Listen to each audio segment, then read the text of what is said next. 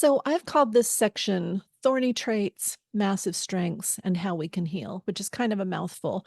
But I want to talk about traits to look for in ourselves if we are religious trauma survivors, or in our clients if we're in some sort of a helping profession, therapist, coach, clergy, teacher, anything like that. I want to talk about some really thorny and difficult traits that most religious trauma survivors have learned along the way.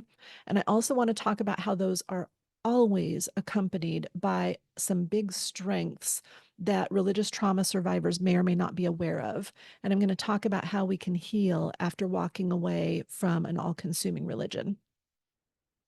So, first, I'm going to briefly walk you through a list of these thorny traits, as I call them, just to introduce you to the ones that we're going to cover here.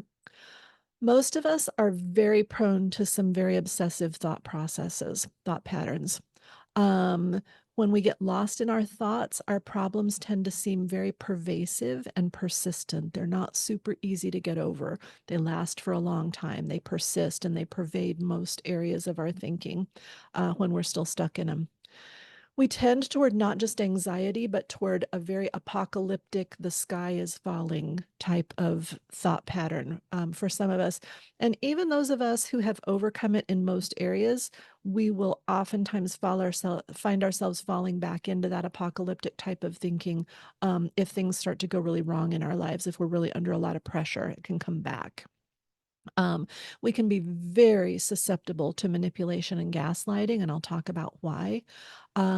We can be very susceptible in some cases to other forms of fundamentalist religions or to pursuing social justice and other not religious causes, but pursuing them in a very religious kind of way, which we'll talk about in a lot more detail.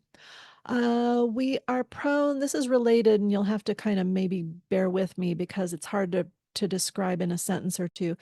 I think we're prone to a very specialized form of groupthink.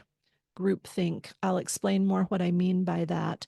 It's not a simple topic, but I've seen a lot of us fall into it over and over and over again. And I haven't happened to see or read anybody else talking about this particular thing when talking about religious trauma.